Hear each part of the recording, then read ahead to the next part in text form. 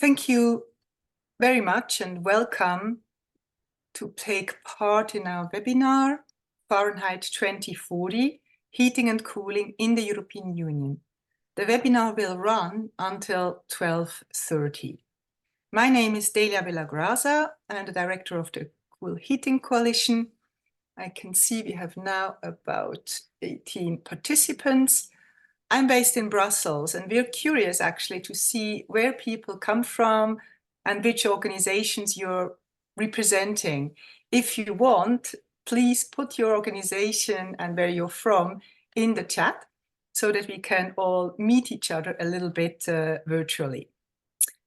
I would like to start with briefly showing who we are while you're putting yourself in the chat, and maybe Anna, you can put on the first slide, because the Cool Heating Coalition is still quite a new organization. So let's start with a few words about us. We're based in Brussels and started just last year. Our mission is to make heating and cooling renewable, decarbonized, and affordable by 2040. And you can see here on the screen the official kind of function of the organization. The coalition works at the European Union level, but many of our members are also active across European Union countries. Next slide, please. We have at the moment 16 member organizations comprised of NGOs and think tanks, and I'm very happy with the 16 because we had as a goal for this year 15, and by March we already had reached the 16. When you have time, please also take a moment to read our first statement, which sets out what the next EU institutional cycle should do on heating and cooling, and more on that later. The statement was together with our members developed over the course of the first few months of this year. And one of my colleagues will post a link to the statement in the chat. And I'm now looking at the chat and can see that we already have participants from quite a few countries and quite a few member states, including Spain, Brussels, of course, Slovakia, Prague, Switzerland, Sweden. Oh, that's very nice. I'm sure as the time goes on, we will have more people from more countries. Where was I? Agenda. Next slide, please. I would like to take you briefly through the agenda. So after the welcome, we will have the presentations from the colleagues from the Öko-Institut on the report. And then we have two reactions from the report to the report, Matthieu Ballu from DG Energy and Morgan Henley from Bankwatch. And afterwards, we will have a Q&A and discussion session. Next slide, please. We also have a few housekeeping rules. Please ask your questions, and you can also upvote them using the Q&A function in this Zoom call. So don't use the chat for your questions, use the Q&A functions. And the speakers will reply to those either directly in the Q&A, or if it's a very complex question, later on when we have the discussion session. In the discussion session, if you would like to intervene, please use the raise hand function so we can unmute you. Thank you very much. Next slide, please. Many of you may wonder, why the report, why now, why this event? What's so special about heating and cooling? There are three specific reasons why this sector is so vital. First, climate change. Heating and cooling is almost half of our final energy consumption. But most heating and cooling is powered by fossil fuels. So decarbonizing this sector is a must if we are to reach our climate targets. Secondly, heating and cooling is incredibly important for people.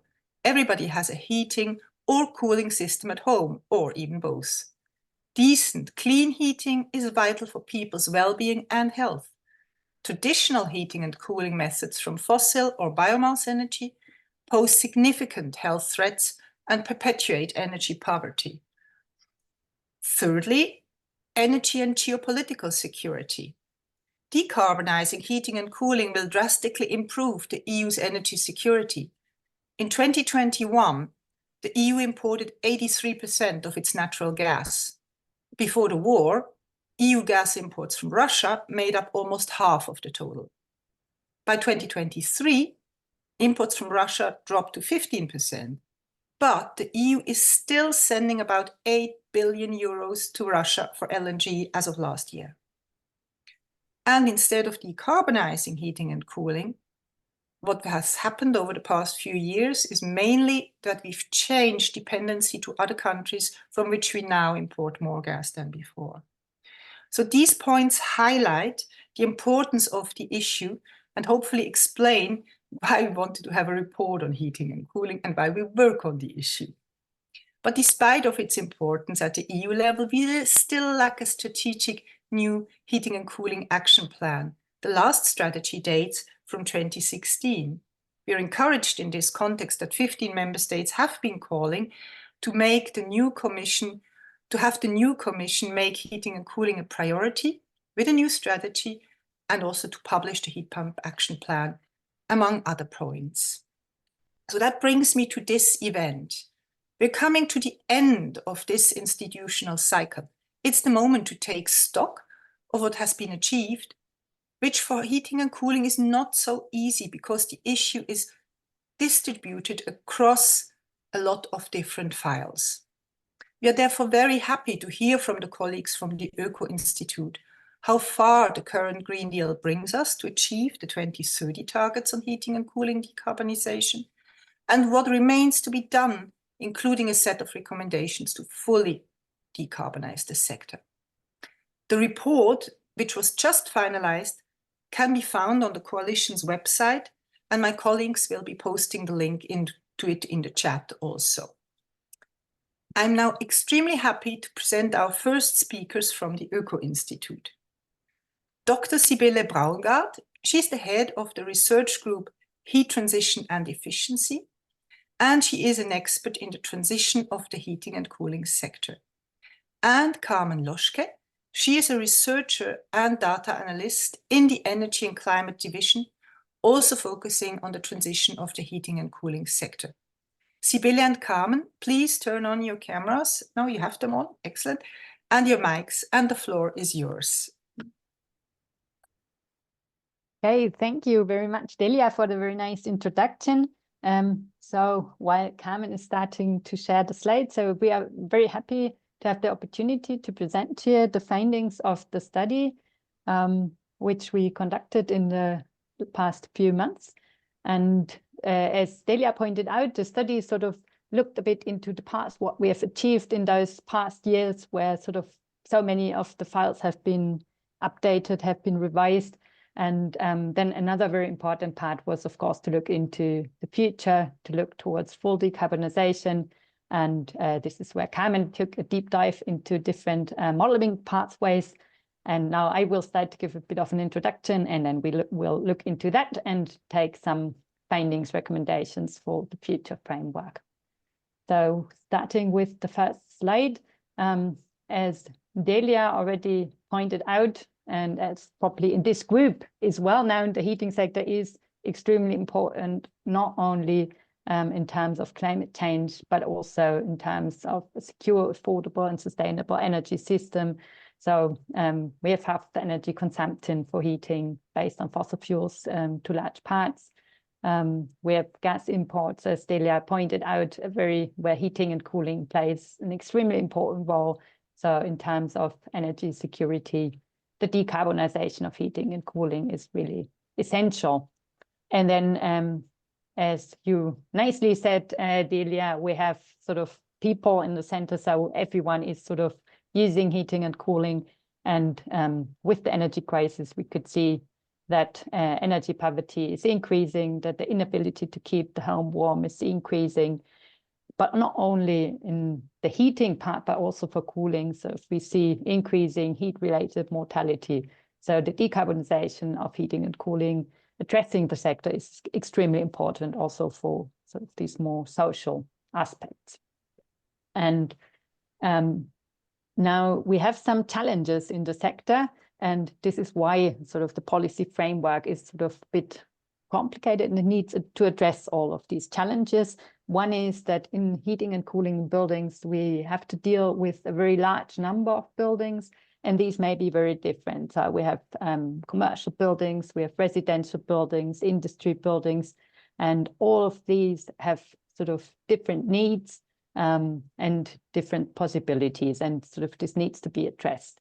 And then an important point in the building sector is that we have very long investment cycles for heating systems, between 15 and 30 years, building envelope even more. And for this reason, it is key to act now to look forward towards full decarbonization. So really everything we do now already has an impact in 2040 and even 2050. So it's a sector where action is really urgent.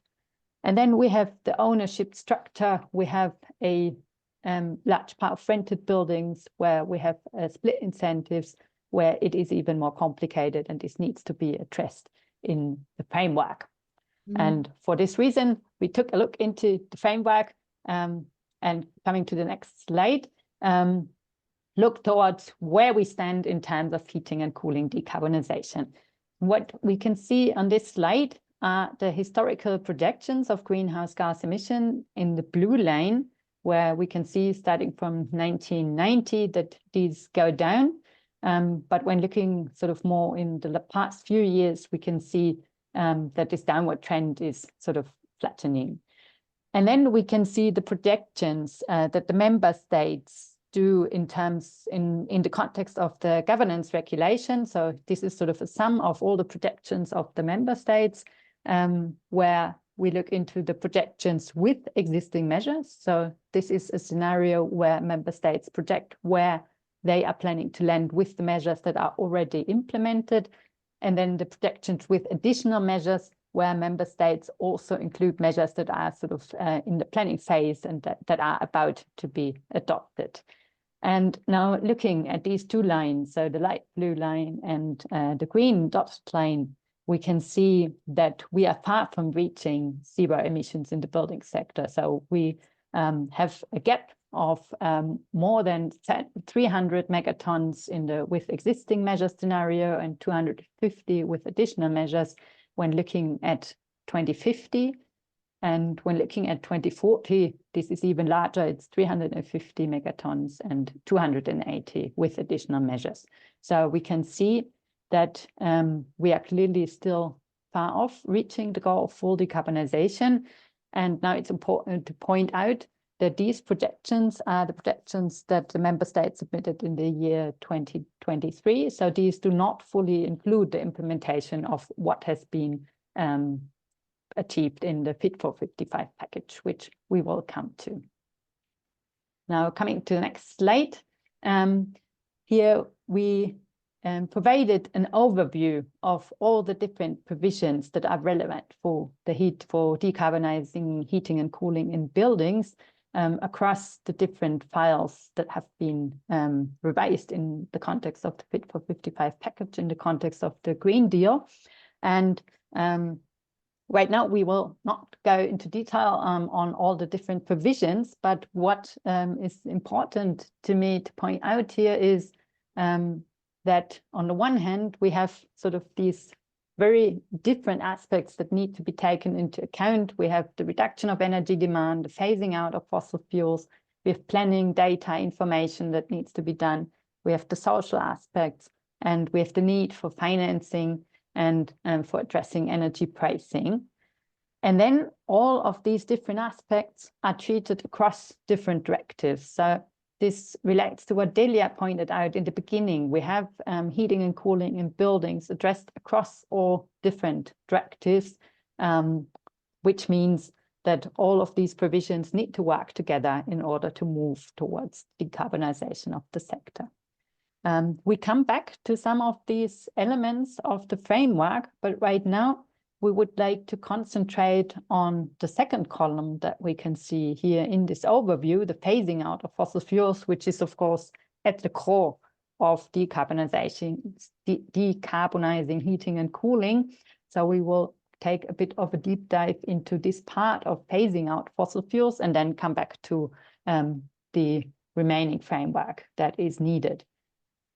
So here we can see the first element, the Article 23 of the Renewable Energy Directive. Now it's okay, you can move to the next one because this is treated then in the next slide. So Article 23 of the Renewable Energy Directive setting targets for the annual increase of renewable energies in heating and cooling, where in the Fit for 55 framework, in the revised Renewable Energy Directive, a binding target has been set for member states to achieve an average increase of 0.8 percentage points in the time between 2021 and 2025, and then 1.1 percentage points in the time period from 2026 to 2030. And this is shown here in the blue line that we can see in the dark blue line. And what we did here in the graph is to look at what increase would be needed in order to fully decarbonize the sector in 2040 in the green line or in 2050 in the light blue line. And we can see that in both cases, we need to considerably increase speed. So in the case of 2040, we would need to jump to 6.8 percentage point. For 2050, it would be 3.4 percentage point. So also tripling of the annual rate. And this means that sort of meeting the targets that are set in the Renewable Energy Directive in principle is not enough to bring us towards a pathway of full decarbonization. This is also reflected in the little table we can see on the right-hand side of the slide, where I took up some numbers from a study that we published last year on behalf of the European Commission, where we looked into 3 scenarios, one baseline scenario that is including the measures that were in place at that point, decarbonization scenario and a price sensitivity scenario. So both of these meet full decarbonization.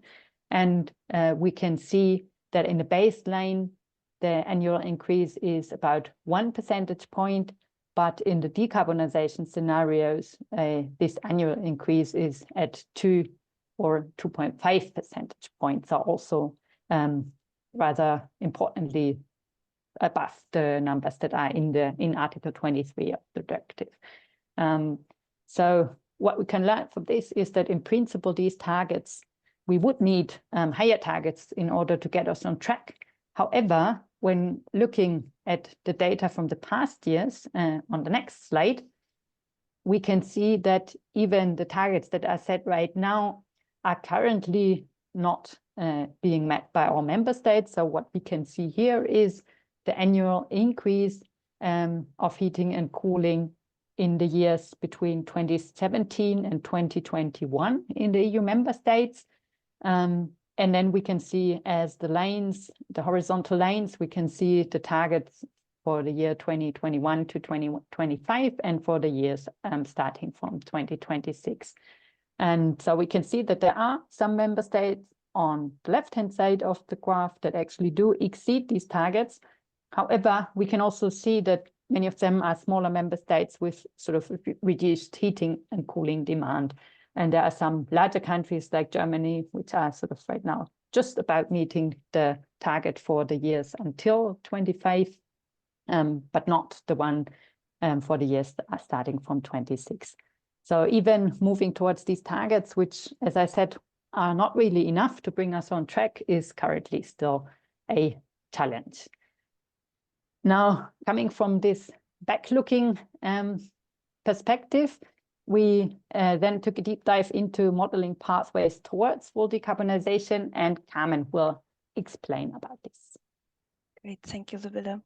So now it is important to put the recommended EU 2040 framework into perspective.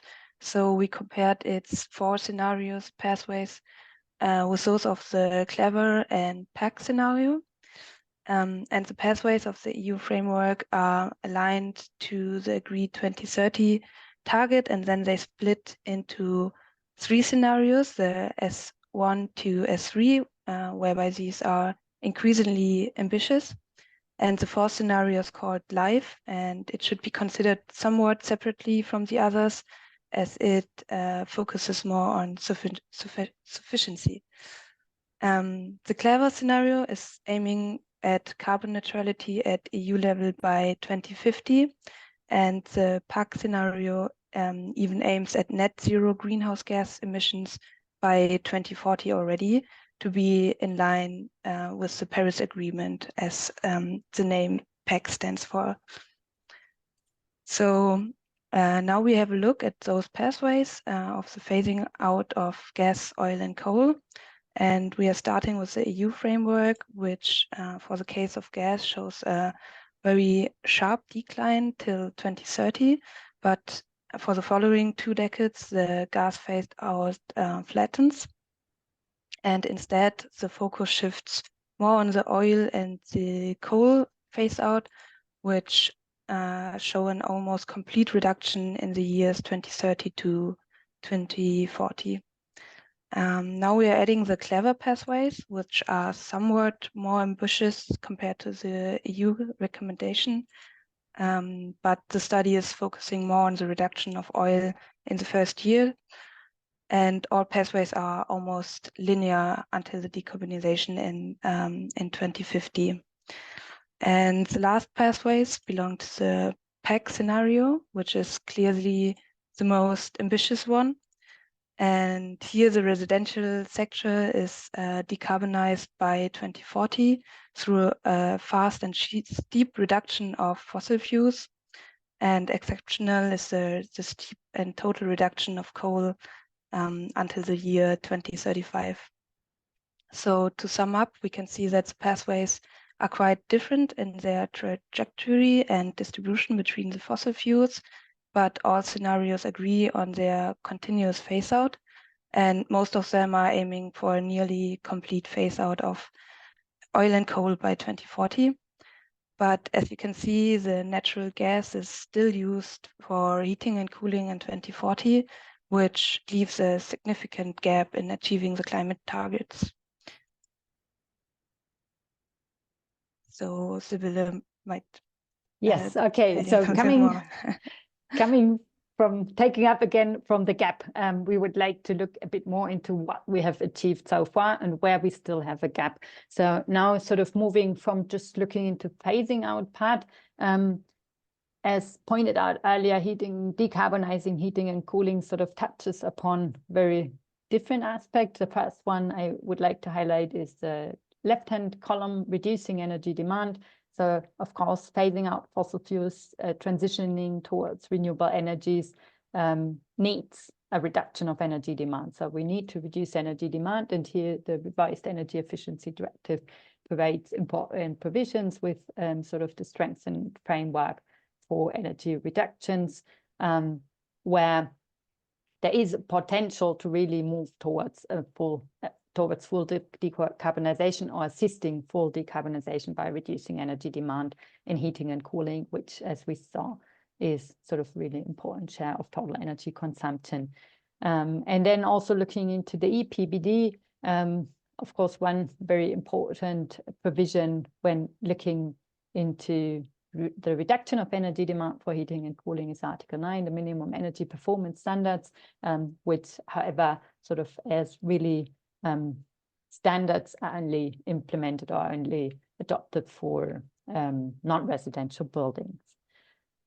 Then jumping to the third column, also the planning data and information part is extremely important to sort of keep track of what is being achieved to support the market. And here the EPBD has several provisions which have a lot of potential to support the transition. So the first and maybe most important one, the national building renovation plans, which sort of have quite clear provisions, and where there's potential that these really contribute to moving on track towards decarbonization. And then also in the EED, sort of the provisions on heating and cooling planning, which may help sort of towards a coordinated process. There are many more provisions, but I won't go into detail in all of them, but you can find also the study on the website and can take a deeper look. Then the next block, the social aspects, also extremely, yeah, we stay with this slide for a moment. So the social aspects, here, of course, the social climate fund is one very important aspect, sort of combined with the introduction of ETS2. The social climate fund provides an opportunity to direct funding towards those households which are most vulnerable and maybe most affected. And this may create an impact on the member state level to really design funding programs that give targeted support, which is something which in many member states is not existent or just exists in very small parts. So this is also really an important element to move towards targeted support to make the transition happen. The same in the EED, the provisions that put vulnerable households in the focus of energy savings, of helping these households to reduce their demand. So there we also see quite some potential that member states move towards supporting such households. And then on financing, energy pricing, several new provisions and existing provisions, where the study doesn't go very deep into, but which is, of course, a very important aspect for the transition. We have large investments coming up, and the framework is important. With that, so that we don't exceed our time too much, we go to next slide on the recommendations that we derive. And there we first look into the future, into action for the 2040 framework, where we consider that it's really important to have coordinated action for the framework. So for the Fit for 55 framework, everything, of course, has been a very fast process. The Green Deal process has been fast, and we had Repower EU coming up, and everything needed to proceed very quickly. And so in our view, it would be really helpful sort of now for 2040 to take time for really designing a framework for the heating and cooling sector, in order to then sort of align the different provisions across the different different directives. So really create a clear framework for phasing out fossil fuels for heating and then translating it into provisions. Then targeted support for renewable heating. I already mentioned the Social Climate Fund as a potential. However, the funding is probably insufficient. So really focusing on supporting on targeted support is extremely important to make the transition possible, to make it happen for everyone. Then regarding minimum energy performance standards, I already mentioned that for non-residential buildings, this is a step forwards. However, many studies have shown the great potential of having maps also for residential buildings, especially for residential buildings. So this is another point which should be addressed in the framework. Then the framework for biomass. So we didn't show this in the presentation today, but looking sort of into the different projections, biomass in some of the projections plays an important role. And so it is important to think about how much biomass is actually available, and then take this into account in the framework to sort of limit its role in increasing renewable energy for heating and cooling. Then we come to the very last slide, looking into 2030. So we saw in the projections that in the different modeling frameworks that Carmen showed, that it's really extremely important to meet the targets in 2030. So 2030 is crucial to move towards 2040. And so it's important to really take up these elements that we have in the Fit for 55 package, where there is a lot of potential, and really implement them in a swift and ambitious way. This is shown sort of in the modeling. We see that they need to be at least met, but even exceeded. So really, this is really important to move or to take what we have and implement this. And last point, member states have a very important role in those parts where there are no binding provisions. So the building renovation plans provide an important opportunity for the sector. And again, so here it's in the hand of the member states to really take up this, to do it in an ambitious way. And with that, we would like to thank you, and we are happy to receive questions. Thank you very much, Sibylle and Carmen, for the quick and very thorough presentation. One point which really struck me from the presentation is this really big gap we are facing. Even with the full implementation of the Green Deal measures, we'll still have a large amount of greenhouse gas emissions in the heating and cooling sector by 2040 and 2050. We need to close that gap, and the annual increase of the share of clean renewables in the heating and cooling sector needs to be significantly higher than the Green Deal foresees at the moment. So 2030 targets must be exceeded. I see we also already have quite a few questions in the Q&A, so I'm encouraging the colleagues from the Öko-Institut to reply to these in writing, and otherwise they will be replied to later in the discussion. Please keep the questions coming. Now we have 2 respondents to the report, and Anna, maybe we can go out of the presentation. Perfect. And first of all, I would like to introduce our first respondent, Matthieu Ballu. He works at the European Commission in DG Energy in the team that is in charge of defining and steering the EU's renewable energy policy. And he's specifically in charge of heating and cooling and has worked for more than 15 years on European energy and climate policies, both domestic and international ones. Matthieu, if you could turn on your mic, the floor is yours. Thank you, Delia.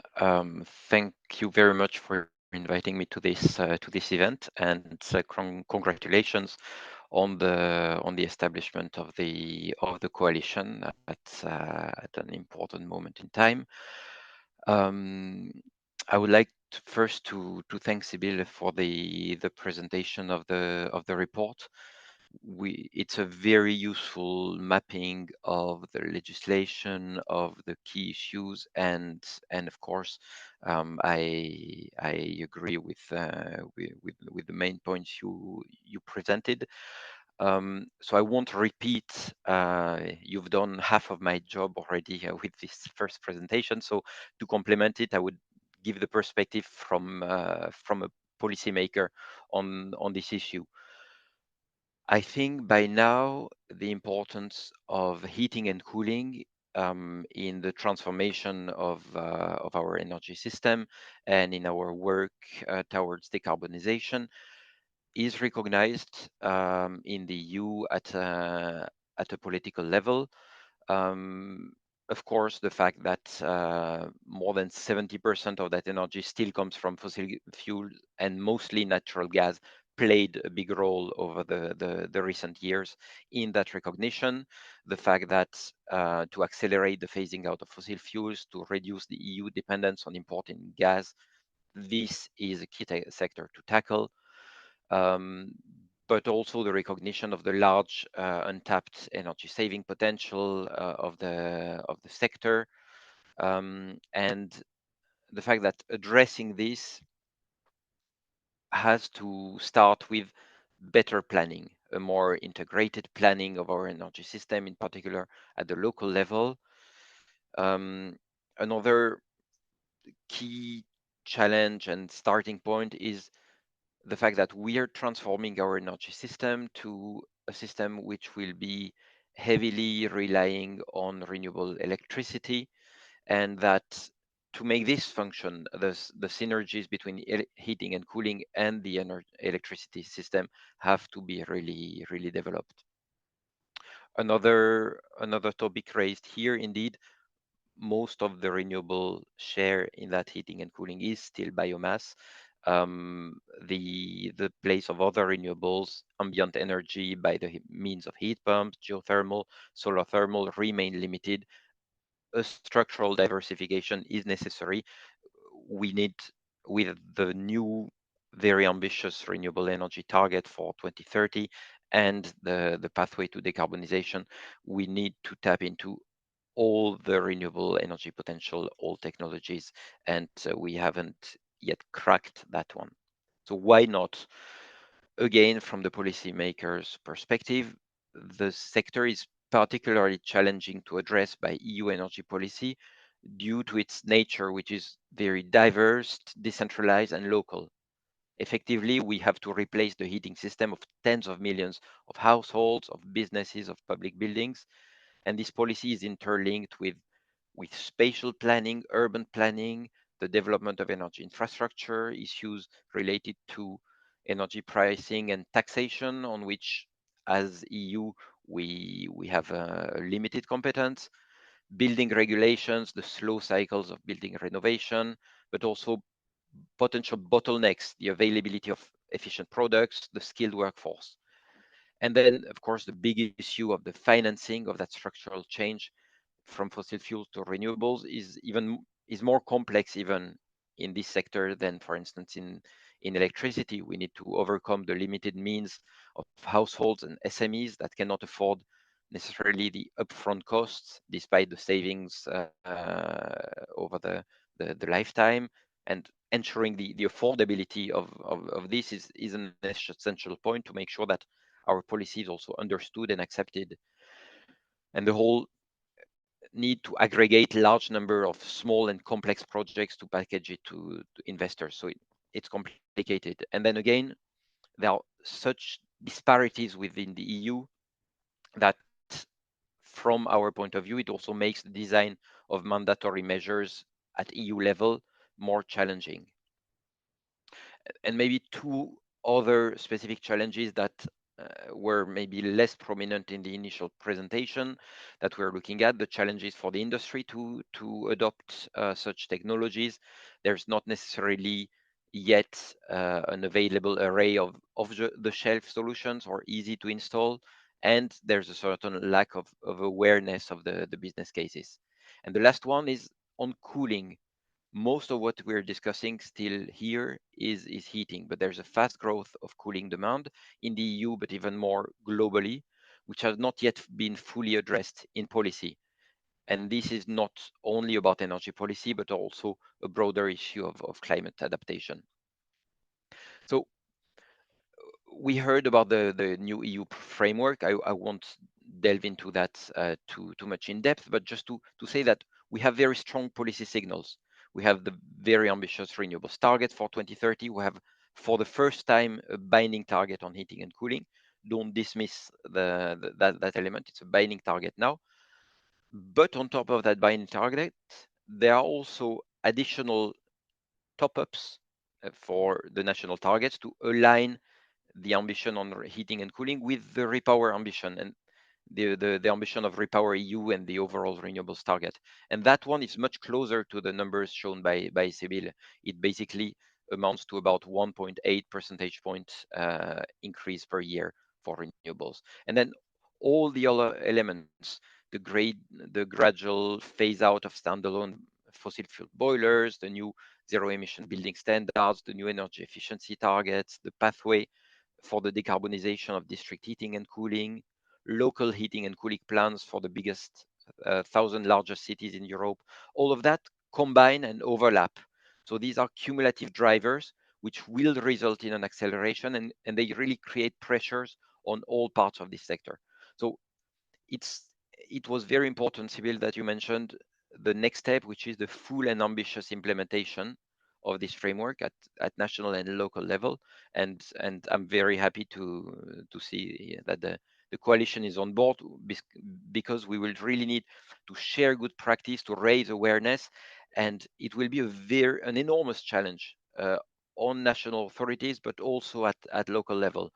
It was very good to hear a clear message from the 15 member states stressing importance of heating and cooling, because we have now set the basis, the first step for a transformation, and it shows that the political interest is here. This is crucial because we cannot lose focus and just jump to the next time period and forget about this enormous challenge of implementation, because we only have it on paper now, but it's important to make sure all the new tools are used.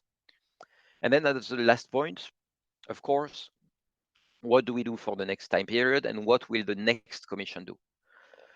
On this, obviously, We don't control it. It depends on the EP elections. We don't know what European Parliament will be in place, and the new Commission will also come out of that process.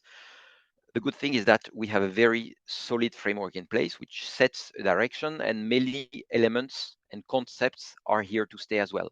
The importance and the awareness of energy sovereignty and the need to reduce our dependence on import.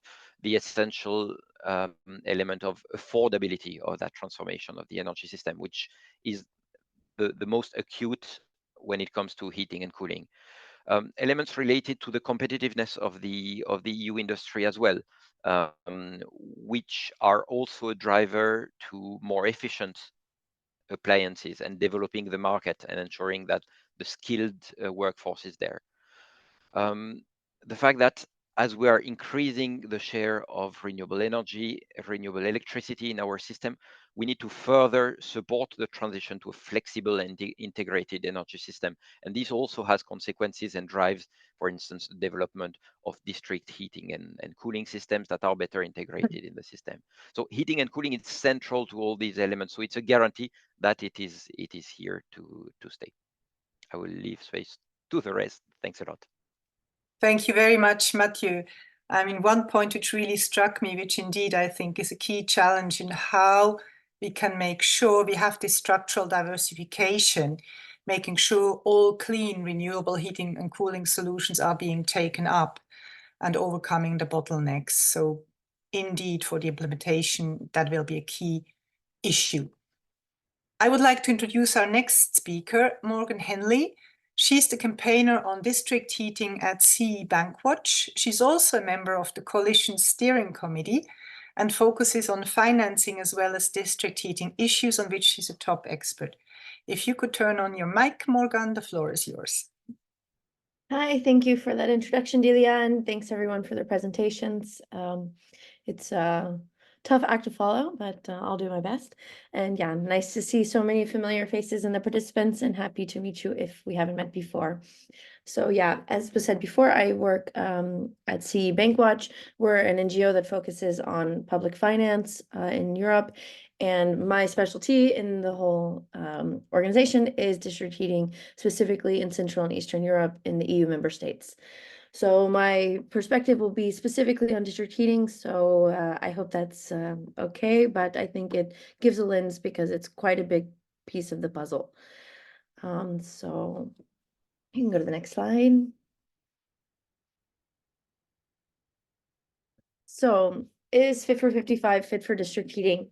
I would say the first kind of the biggest piece of, so as I think was quite clearly illustrated before, there's lots of pieces of legislation and what means what for the future of district heating. It's not so clear from the first glance. So I would say the biggest one that we see is going to have implications is the Energy Efficiency Directive and specifically the sufficient district heating definition. So that's a lot of numbers here. I know it's not easy to maybe grasp your head around, but let's try. So by 2035, at least 50% of district heating should come from renewables, 50% from waste heat or a combo of those. Or total share of renewables, waste heat, or high efficiency cogeneration is at least 80%, and the total share of renewables or waste heat is at least 35%. So this is a lot of kind of guessing in between what that exactly means, and especially when it comes to cogeneration. So for those of you who are new to the term, cogeneration is when you produce electricity and take the heat as a byproduct of that in theory. In reality, what happens is the cogeneration, because it's feeding into district heating systems, it's required to produce the electricity no matter what, because the heat is also needed. So how much of it is it's a bit of a chicken or egg in reality. And cogeneration typically comes from fossil fuels. So originally it came from coal plants, and then there's been a transition in the past decade to gas plants. While in Eastern countries it's still quite coal-based, there's more and more gas, and then also biomass. These are the three main kind of technologies for cogeneration. Waste incineration can also be used, as well as, in some limited circumstances, deep geothermal, but very limited circumstances. So just to say, when it says cogeneration, this means, yeah, these three technologies more or less. Coal, but coal will probably be phased out because it's too expensive, and because in the ED it disallows coal, but it leaves the door open for gas. So this means until 2035, you can have at least 80% high efficiency cogeneration. To make it high efficiency, yeah, you need to renovate your plants, but it's still gas. And so 80%, that's quite a significant chunk. Some will go, yeah, also to biomass, but as mentioned earlier, and I don't know how deep this group is following the issues on biomass. It's quite problematic because we only have so many trees, and I'll discuss that a bit later as well. So this efficient district heating definition, it's a really big loophole to keep the district heating system on fossil fuels for quite some time. By 2050, yeah, okay, it should be only renewable energy or only waste heat or a combination. So by 2050, cogeneration should be finalized.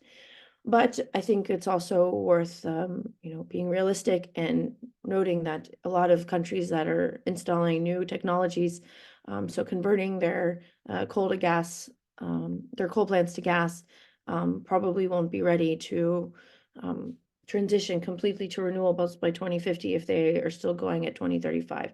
So I think we can imagine exceptions for many of these countries. I mean, for instance, in Poland alone, I've recently visited the Turów power plant, the power and heat plant, and they plan to operate until 2045 when they have to close the mine. So, I think, yeah, this is a really big, I mean, I don't even know if it's a loophole or just quite a straightforward allowance of fossil fuels.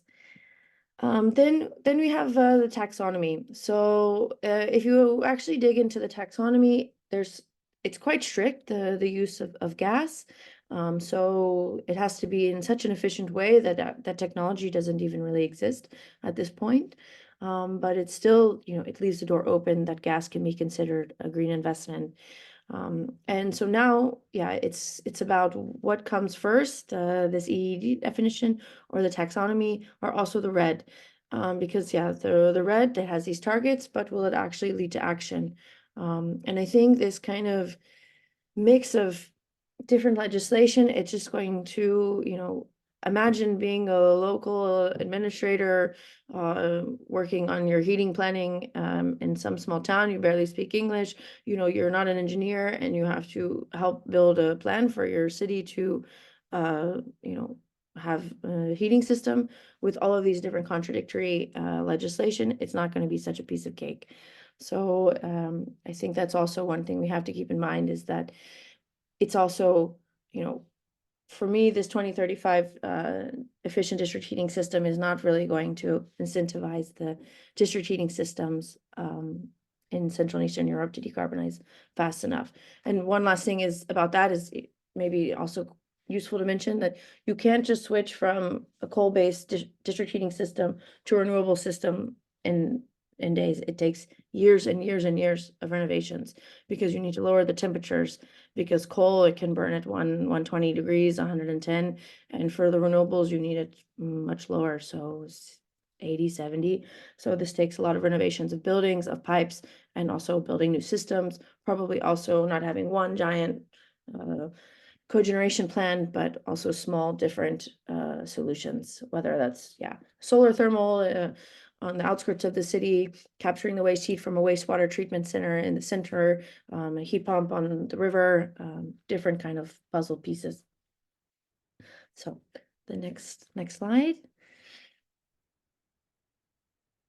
And then, so also, why does this legislation matter? It also controls the public financing, which is quite a big tool for decarbonization, particularly in the Central and Eastern European region. So first of all, state aid. This is you know, a legal tool that prevents that countries are not disproportionately favoring one industry, distorting competition. When it comes to district heating and state aid, it's a bit of a tricky partnership because district heating in many ways is a service, you know, not that different than your sewage or your water, but it's can be also owned by private companies. So if a state decides, okay, we want to, you know, put a few billions in a scheme to help decarbonize our district heating system, it needs to go through a state aid process. So the European Commission needs to approve it. And that's also if they need to get state aid approval before they can get financing from the modernization fund, which I'll discuss in a bit. So first you need to kind of pass that hurdle. It can be quite slow. And yeah, for instance, in Germany, there was a state aid package that was approved around 3 billion, I think 2.9, and it took years to happen. So before that, they couldn't do this big giant package of district heating decarbonization on a national level. And then, yeah, you have national funds. So in France, this is a favorite example of many because it seems to be one of the ones that's really actually in resulting in the decarbonization we want. So the Fonds Chaleur, sorry if I didn't pronounce it well for francophones in here. And yeah, so it's a multifaceted fund. It goes from district heating to energy efficiency to also domestic boilers. So that's also one of the kind of interesting things is that how member states kind of slice that heating pie up. If they put district heating aside, if they lump it together also with domestic heating solutions, and then also energy efficiency, so building renovations or also the pipes for the district heating. And then, yeah, you have the European public banks, the European Investment Bank, European Bank for Reconstruction and Development. For the EU, the EIB is the most relevant, I would say. One of the things that they are offering is technical assistance, whether that's JASPERS, ELENA, which can also be for investments for the actual infrastructure. Target, this is a new one as well, offered by EIB. So these are programs that municipalities have access to if they apply, although it can be quite tricky and it's not very bureaucratic list approach, let's say. So it's really something for commitment, and de facto what we see is it's really only the big cities who are really working with it because it's a very big administrative burden, and also they will only want to finance usually quite really big projects. Then yeah, the modernization fund. So this is a specific fund. It's only for the lowest of 12 lowest income member states. So basically the Central Eastern European states plus now Greece and Portugal have joined. And it's a fund used from the revenues from the emissions trading system, and with the idea quite straightforward to modernize their energy systems. So it can go through energy efficiency, renewables, what have you. So this is for district heating. This is really heavily used in a few countries, and we expect it to be used by more. So Czech Republic, Poland, Hungary, Romania, Slovakia have used it so far, and we expect the other eligible countries to also use it for their district heating.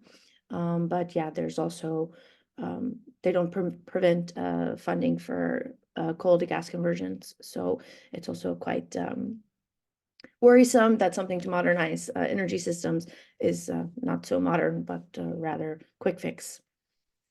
And then, yeah, you have the other like two big EU funds that I would say would go to something like this: the Resilience and Recovery Fund, cohesion funds. I don't see them used so much for district heating, so it's not, but it can be, and it more so for energy efficiency. So next slide. And then, yeah, so a lot of these false solutions that we see that are not prevented in the legislation, and on the contrary, rather promoted. It's quite worrisome, and I think will also be important to keep an eye on how we will have to, yeah, really do it on a national approach or project by project approach. So biomass, yeah, we have huge sustainability questions about the sourcing. Right now we see that there's not very strict legislation on, making sure we know where the biomass is coming from, how it's used. It's really on a national approach, and with varying degrees of efficacy and yeah. So then also the emissions are also quite high, and it's kind of a forgotten thing. And also it will depend. Not every tree is the same. Not every boiler is the same. So, but however, despite all of that, it's a growing industry, and demand for biomass boilers is on the district heating scale is continuing to rise. So another one is the waste heat. It was also mentioned before, and this one is embedded also in the legislation. So you have some waste heat, and in theory, it's a nice idea. Okay, we're capturing heat that wouldn't be used otherwise. But if you have these fossil fuel based energy systems, and you're taking the heat out, and when does it no longer become a byproduct? When is it the product? Because heat is a very rather stable need. So and also no city is going to let their citizens or residents go cold. Then we have race incineration. With the Cool Heating Coalition, we have just written an open letter addressed to our dear friends at the Commission. I think we can share that in there if you want to take a look on that and our concerns there. And then hydrogen. It wouldn't be a talk about heating if we didn't say the H word, hydrogen. So yes, one of the things is also with the gas readiness. Is it hydrogen readiness? One of our biggest fears is it hydrogen ready, or is it hydrogen dependent? And yeah, we don't have the hydrogen factory ready to go. So yeah. Sorry if that went a bit over. I really appreciate it. And yeah, here for any questions. Thank you very much, Morgan. I take it away from your presentation, in particular regarding finance, which is one of the key factors to ensure that the transition happens, that it's very dispersed and often complex to access for district heating, but not only district heating. And that's one of the issues we do need to tackle in the next legislative cycle. I can see that we now have quite a few questions in the chat, quite a few already, in the questions and answers function. Several of those have already been replied to, but some also are still open. People do look at that, add questions if you would like. I would actually like to come to one of the questions which is upvoted here, namely that the one from Thomas Novak, regarding, it's more a political question, whether we're optimistic on the change of policy and what can we do to encourage higher ambition and real implementation, I guess, in a more conservative Europe that is likely to come. I would like to give the word to, first of all, Sibylle. I know it's more a political one, but I still would like to see whether you feel there's a specific answer to that before I go to the others. Yeah, thank you. So I actually didn't answer the question because I thought it's a very difficult one, and the one that would be nice for the discussion where maybe also others have an opinion.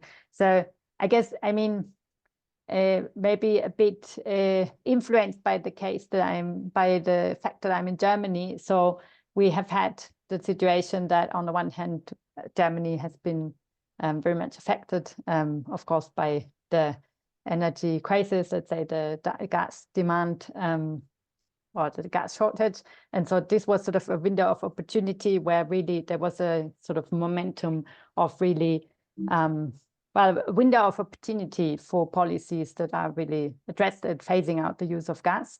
But then this window also closed extremely quickly. And then we had the situation of the very big discussion around the heating or the Buildings Energy Act, or this heating law, which what it was called, so where the media took this up very intensively, and where in the end the provisions of the law itself have been weakened very much in the process, probably very strongly affected by the media attention, and also other policy instruments have then not been passed anymore that had been already foreseen. So in a sense, I think the question is, it's difficult. So we have seen sort of changes in the two direction in the past 2 years. And so I'm generally a more or less optimistic person, but I also see that there is sort of reason for being a bit more pessimistic. So I cannot answer the question. And I think sort of really this reception and this framework, the policy framework in which we are the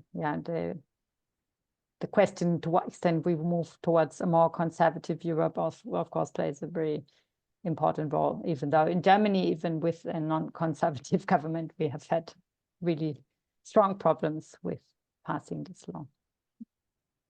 Thank you, Sibylle. I would also like to give the word to Matthieu on this particular question, because of course he's been a lot exposed to the political shenanigans behind EU legislation. So I would be very interested in your opinion on this question.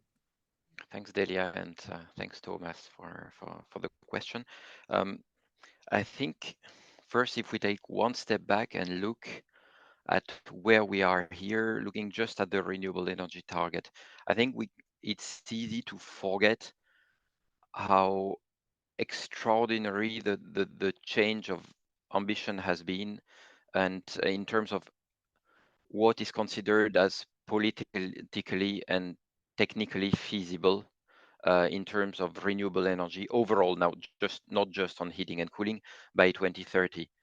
The first time the 2030 targets were discussed and numbers were adopted by EU heads of state and government was in 2014, and so there was an agreement on a linear continuation of the path to 2020. So we had the 2020 20% target for renewables, and they agreed on a 27% target for renewables in 2030. Everyone knew that it was not very ambitious, but that was the starting point. So 7 percentage point increase over the decade 2020 to 2030. Then it got turned into legislation, and when the Renewable Energy Directive was adopted, the final outcome was a 32% target, plus 12 percentage point compared to where we were expecting to be, at least in 2020. And now with Fit for 55 and the Repower EU on top, we made a massive jump of more than 10 percentage point on top of that. And now we are working under a framework that is guided by a 42.5% renewable energy target for 2030. We overshot a bit our 2020 target, but it still means a 20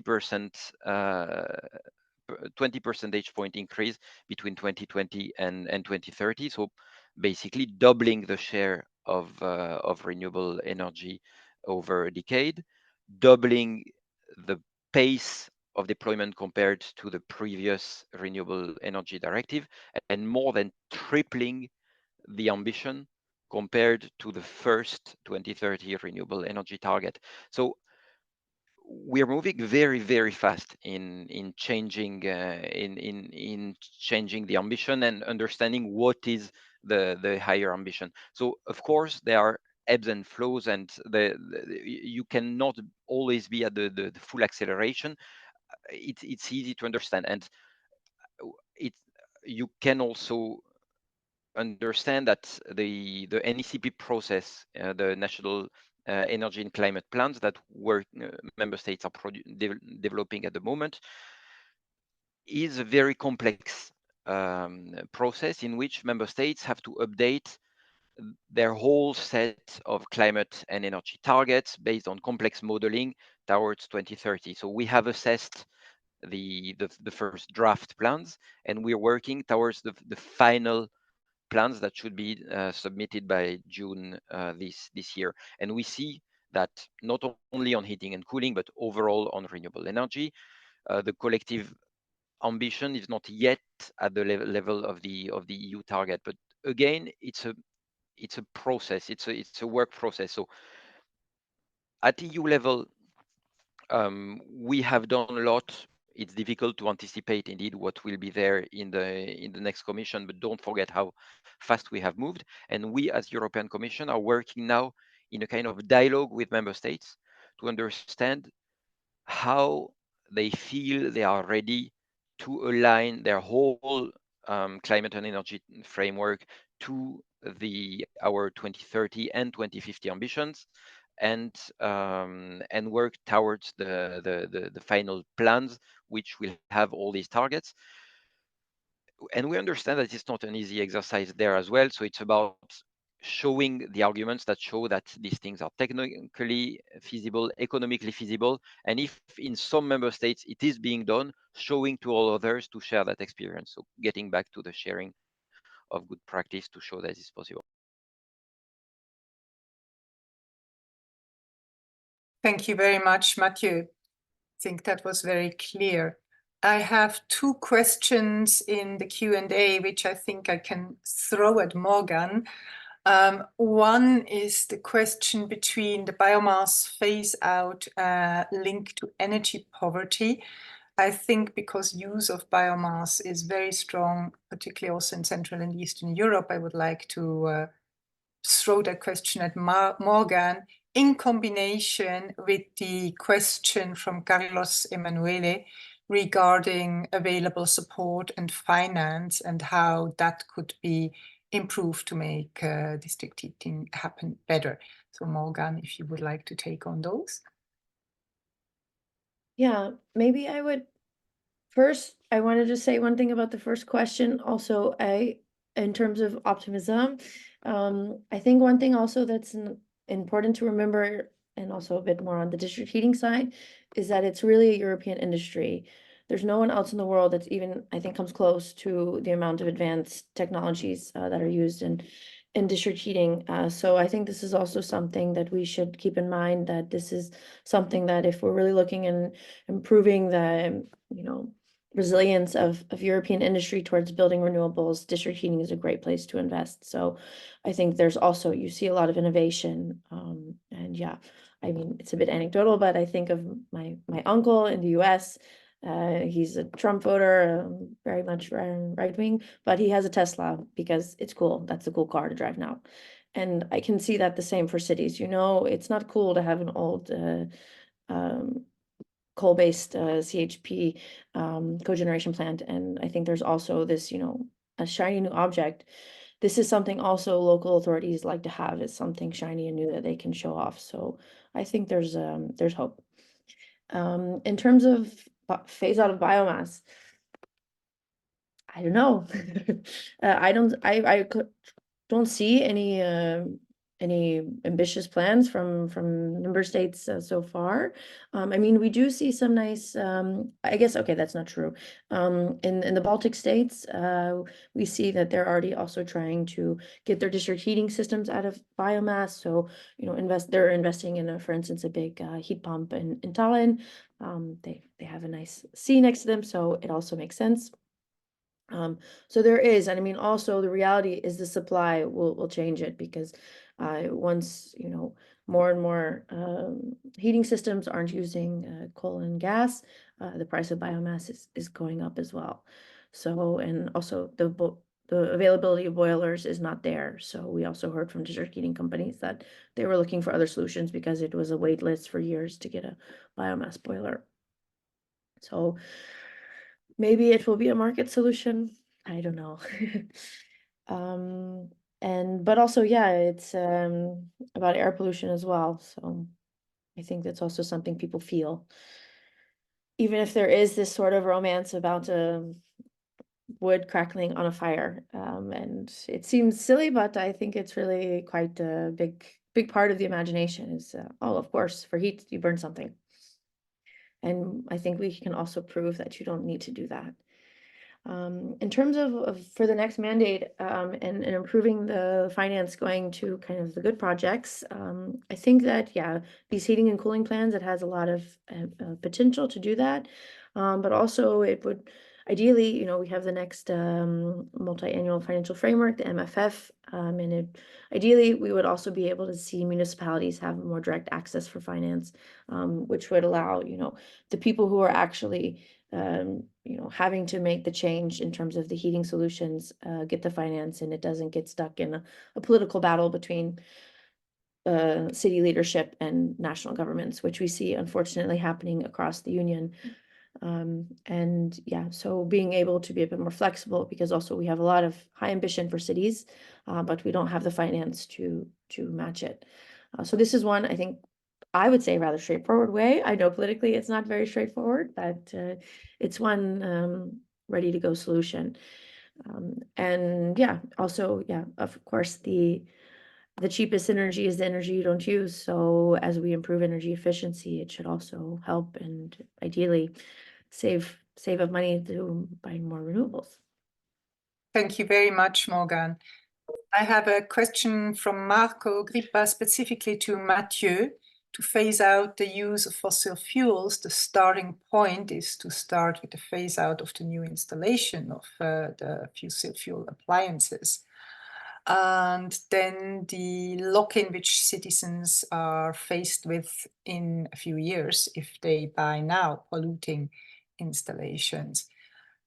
And how you feel I guess this makes the plan communication, but also eco-design, how that is evolving. Matthieu. Thanks, Marco. So first, one element that is in place is that the EPBD gave a direction on that while leaving member states room for maneuver. So now member states have to lay down their policies and measures on heating and cooling with a view to a complete phase out of fossil fuel boilers by 2040. So there is already that explanation that this is what we want, and we want to see how member states propose to do it. But indeed, eco-design has been the single most impactful policy to drive energy efficiency, and there is work ongoing on the update of the current standards for space heaters and on the energy labeling. So the two twin draft regulations on the standards and the minimum standards and on the label are in preparation. They are currently under technical discussion with the EU countries and with associations. So the process is ongoing. And as Commission, we will move into the preparation and adoption of the draft proposals for these regulations once the process is completed.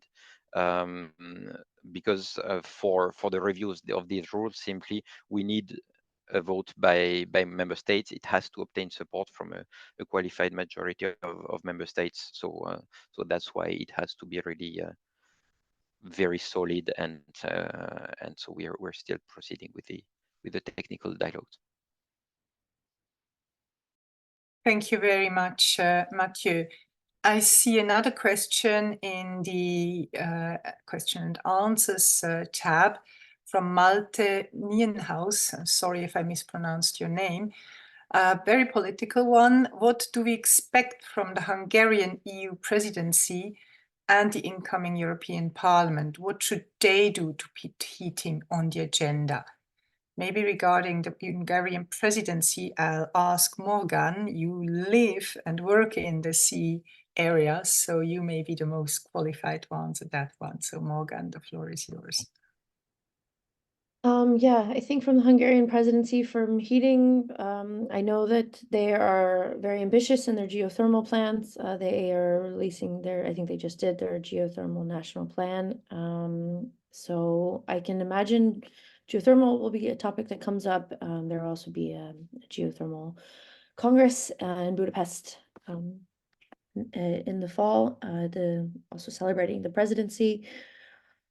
Besides that, I don't know. I don't think that much, I mean, from what I've heard, I don't think much negative will happen. I don't think the Hungarians are going to come in and torpedo the Fit for 55 package. in this regard. I think, yeah, I think this is also important is, yeah, there's really great, brilliant geothermal experts in Hungary who have been working on it for decades, and who really know their stuff, as you can imagine. Hungary, it's famous for their thermal spas. They have a lot of geothermal underwater. It's all the same hot water. So yeah, and there's a lot of really good examples and in various uses that they've been using for decades. So I think also it's something like there's also, just remember, there's interesting stuff happening in the East as well. It's not all just coal burning and gas from Russia. Thank you very much, Morgan. We hope that you're right and that Hungary, having a good show on geothermal, will also put that technology forward at the EU level, because it's one of the sectors with a lot of potential, which maybe at the moment is really underused and where we could do more. I'm looking forward to seeing that. I can't see any hands raised from the participants, so I'm not sure whether there's any specific questions there, should you wish to say something there, but I see Matthieu's hand raised. Thanks, Delia. On that question, maybe first on the Parliament, it was very interesting to follow the discussion on the Parliament's own initiative report on geothermal energy, because there was a consensus, it seemed, on almost all issues. It was the least difficult discussion I've ever seen in the Parliament on energy policy, really, with all political groups looking at the same direction. So I would say a good sign overall that that at least some aspects of heating and cooling can attract support from the broadest spectrum on the political agenda. And we also hear from the upcoming Hungarian presidency that there's a strong interest in putting heating and cooling at the center of their policy agenda, including geothermal. Well, that is good news. So I do see from a comment in the chat by Anna that not everything has been rosy, at least in the past, in the Hungarian government's approach to climate issues. So let's hope that they will be progressive on the issue of heating and cooling in particular. Maybe I will allow myself also a small remark regarding the next parliament. I believe many of us are a bit concerned about what the current polls say, how the next parliament might be composed. But we strongly believe that on the question of heating and cooling, there are so many aspects which make cleaning up heating and cooling an imperative, that no matter what the composition of the next parliament is, the aspects of security, the aspects of citizens' health, many of those aspects will resonate with whoever sits in that parliament. And those aspects we, as the coalition, will bring strongly forward towards the next parliament, including preparing briefings, etc., for the new MEPs, which will be new not only to heating and cooling, but maybe also on how the EU works and what they can do to improve the situation for citizens. So we very much look forward to interacting with the new parliament, which we will see. Anna, our Anna from the coalition, Anna, can you see questions in the participants list, which maybe I can't?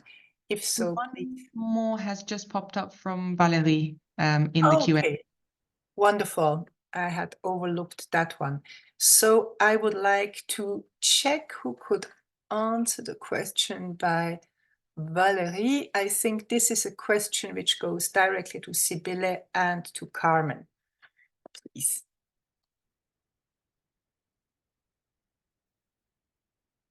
Okay, so if I understand correctly, it's about the figures on the modeling results that we look into in the study, and the question to what extent this can be updated, because I guess now the situation sort of has changed. We have many new provisions, and And if I understand the question correctly, the question is to what extent sort of when a new strategy is developed, how can new modeling results help sort of to to substantiate or to develop such a strategy and to estimate the impact of such a strategy. And I guess this is, of course, always important to have modeling results along with the development. I mean, also at the Commission side, of course, there are, when developing the new frameworks, there are modeling exercises being done. And also we see the different modeling exercises more on the NGO side, which I think also provide a very important perspective towards full decarbonization. So I think sort of on the one hand, we have modeling on one specific action plan, so really be very specific on exact provisions. And then we have sort of these more global modeling pathways towards what do we need in order to move forwards. And I think so this can interact both ways. On the one hand, from existing modeling, we can see what do we actually need, where do we need to stand at which point in time. And then on the other hand, when specific provisions are developed, I think it's really important to have updated modeling as well to see if we can expect that these provisions actually have the impact that they are supposed to have. Thank you very much, Sibylle, for that reply. I can't see other questions either from participants or in the Q&A function, and we are slowly coming to the end of our session. It's very difficult to summarize such a rich event. Maybe the key takeaway really is that while we are making progress on decarbonizing heating and cooling, thankfully, it's not a given that that progress will be happening fast enough to bring us to the full decarbonization of the sector that we need. We therefore, as the coalition, have also prepared this little statement, which has been mentioned before, where we have 8 specific asks for the next institutional cycle of the European Union and, of course, of member states. So I would quickly like to showcase these because they address also several of the questions which have been raised in the questions and answers sessions today. So first of all, we would like to see heating and cooling really be made central to achieving the 2040 energy and climate targets, ensuring that we have ambitious and effective policies to reach the 2030 targets are a precondition for that. That also means, and that's the second point, that we do need this new strategic and holistic approach to heating and cooling decarbonization in the form of a new EU-wide action plan, which shows how the current Green Deal files could be implemented, but also how we can overachieve what's already in the Green Deal. And we would like to see dedicated plans for the different renewable technologies, from heat pumps to geothermal to solar thermal. We would like to see an increase in the availability of funds for the energy transition through a new climate and just transformation fund in the next generation EU period. And that's really important to be able to coordinate well, of course, across the different instruments which Morgan, for instance, has mentioned, so that we can streamline the money which is already there and ensure it actually does get dispersed to those most in need and those industries who do want to make the transition. Part of this financing can also happen through ending the fossil fuel subsidies rapidly and redirecting the carbon market revenues to those vulnerable groups I just mentioned, but also making heating and cooling solutions accessible for everybody else. So it's not just about more money, it's also about making sure it's well coordinated and easy to access. Next slide, please. In other words, we do need some type of social and technical assistance for households, but also SMEs and others, to facilitate their access to and their participation in the renewable heat transition, often at the moment it's difficult for households who want to change to know what's best to do, how to change, how can I finance it. And part of that is also, and that's the 6th point, promoting community heating and cooling initiatives. There's a lot of potential in these, and they're not taken up. A similar point comes to EU skills partnerships and job creation schemes.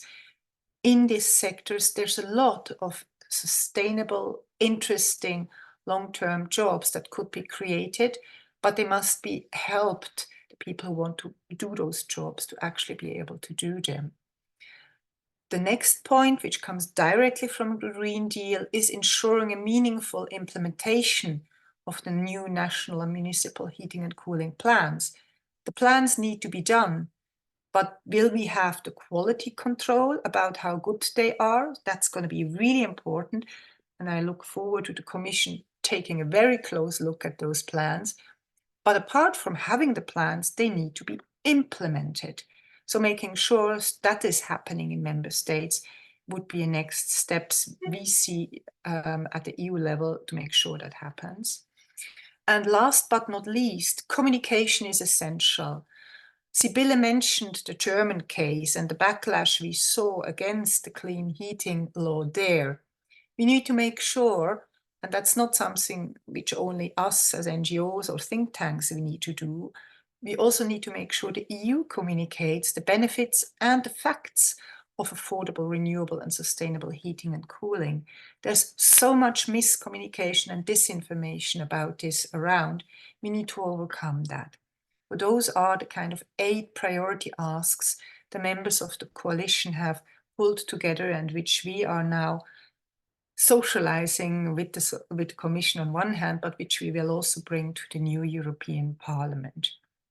Anna, you can go out of the presentation. Maybe, no, yeah, exactly. I forgot to mention this. This event is part of the EUCEF's satellite events, and we're really very much looking forward also to the policy sessions of EUCEF, particularly as many of our members have events there. I have the honor to be able to moderate the event by solar heating colleagues, and I look forward to everybody really being there, to be able to interact with people. And as the coalition, we really look very much forward to interacting with all of you, to bring this agenda forward, to make sure we have a greener and a better heating and cooling system sooner rather than later, before 2030 and even more so beyond. Thank you so much, everybody, for participating and attending this session. We have covered a lot of ground. We look forward to more of these events, and we will let you know as soon as the next one we will organize is up. And I see that Claire has posted in the chat also the link to what's a little contribution we did to kind of highlight some of the most interesting heating and cooling sessions at the next EUCEF. So I would like to wish you all a wonderful lunch break and happy to see everybody here and look forward to seeing you all soon. Thank you so much, everybody, and see you soon. Goodbye. Thank you. Bye. Bye. Thank you.